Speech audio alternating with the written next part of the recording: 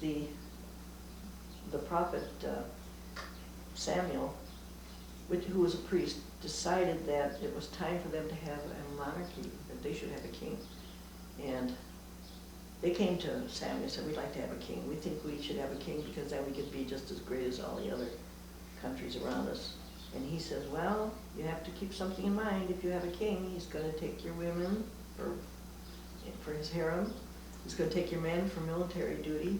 He's going to take your crops.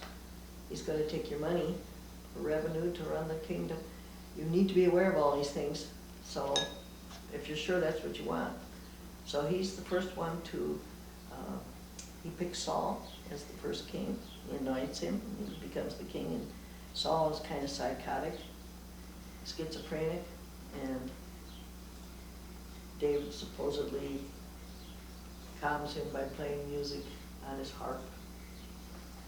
And so even though he loves David, he eventually comes to hate him because he realizes he's more qualified to be king than he is. And pretty soon the people realize the same thing. And Saul finally comes to the point where he's eating grass like an ox in the field. He really loses it. So then the people decide they want David for king. So Saul is slain in battle, and they raise David up to be a king. Well, David has, at one time, he's got the whole kingdom of Israel. But what happens is that some of the people in Jerusalem decide they don't want to be part of that Israel. They want their own kingdom. So the kingdom becomes split around, about 722, when the Assyrians come in and they take the northern kingdom. The southern kingdom stays, Judah. It's called Judah. So we have Israel and Judah, the split kingdom. Okay? Israel is no more. That's gone. Okay? All there is Judah. So everybody who lives in Judah is a Judahite. Jesus was a Judahite. Nobody's calling them Israelites anymore. They're all called Judahites. And of course, people come in and out, and they weren't all Jews. They weren't Hebrews. They could have been pagans, and they were still a Judahite because they lived in Judah. Okay? So then, after Jesus' time, they went back, and of course now they're talking Torah again, because I told you back in 500 they had renewed the Torah, and then with Ezra they closed the canon, so they had that scripture. That's the only scripture they had. So whenever you read in the New Testament that they were reading their scripture, or they were reading the I'm not sure they use the word scripture. They may say the teachings or something like that, but they're always referring to their own Torah. Whereas a lot of people who read the Christians will think that they're reading New Testament. They're not. They're reading Old Testament because there was no New Testament at that time.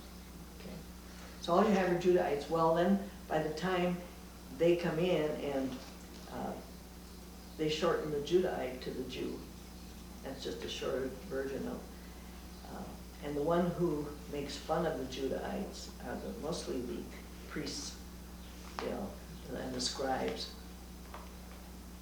And then they use it as a derogatory term, especially after Christianity started. That's when the term actually became derogatory. Once the split became between the Jews and the Christians, because they couldn't agree on whether they should be circumcised and whether they had to study Torah, Paul says no. Well, on both counts? Paul said no to both of those? Paul said no, that they should not have to be, well, and not only the circumcision, but the dietary laws. And of course, Jesus is the one that changed all that, because he said, dietary laws, baloney. These laws, baloney. These laws, baloney. 10 Commandments, yes. That was it. Anything had to do with morality, that was what he upheld. The rest, he said, was nonsense. For instance, with the dietary laws, as you know, he said, it's not what goes into a man that defiles him, it's what comes out of him that defiles him. And he did that with so many of their traditions. He said, you've heard it said this, but I say this. And of course, he was a real rebel. people forget what a revolutionary he was. And that's why he was such a threat. Mhm. Because he could have torn down the whole establishment, and which is what he was really doing. And still he was proud of his Jewish heritage. What he was angry about was the way it was being distorted, and the way the scribes and Pharisees were parading around in fancy costumes and little bells on the bottom of their robes, and they had the best seats in the synagogue, and they wanted, they were really flouting themselves, and Jesus didn't agree with that. He didn't think that's what religion was all about, and that's not what God wanted. He had basic philosophical differences. He would have been a great philosopher. He was a great philosopher. Of course, the Christian dogma is a philosophy, but he had some great ideas, and I don't think there's anything he taught that I could ever disagree with. Mm. He had the basic idea that love is the greatest force in the world. Mhm.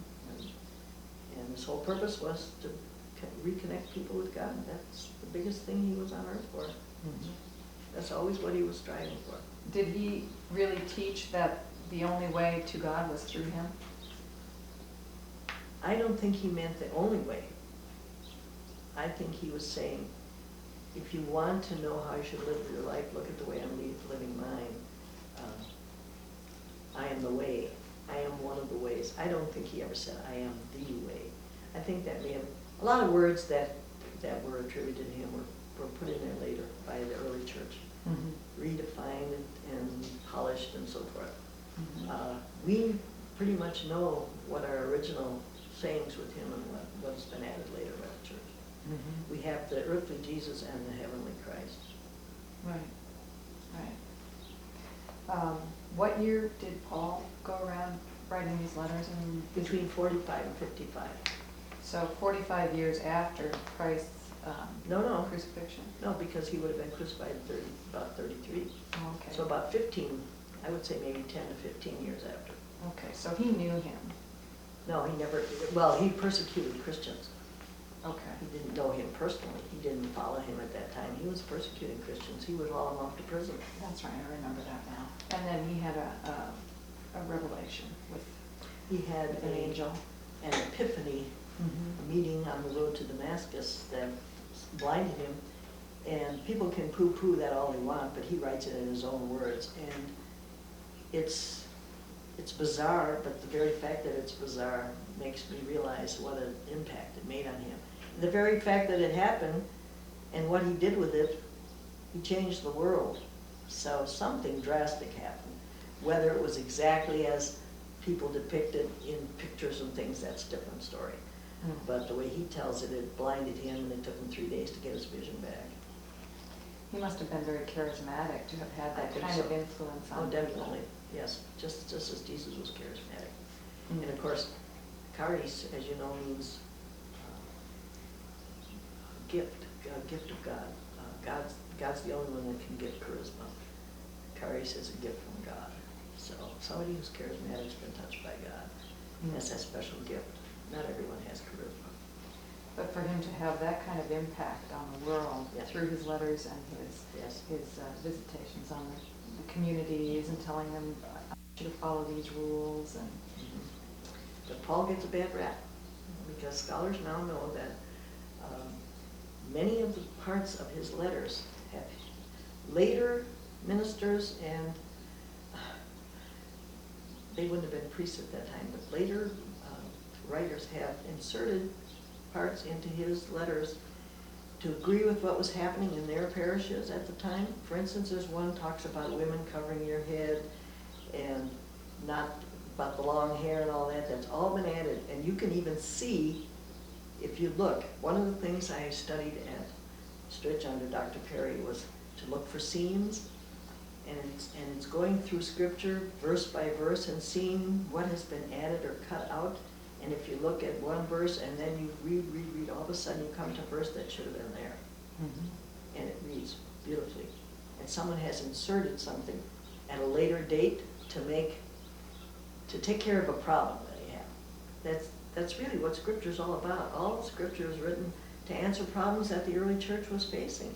And each community had its own, and that's what people can't understand. They say the early church, they envision a building, when in fact there was no building, it was individual homes they met. That's the church was an idea more than a thing. And so, for instance, John had his own community in one part of the world. Matthew had his in another part, another community here. And they didn't have television, they didn't have the internet, they didn't have radio and this means of communication.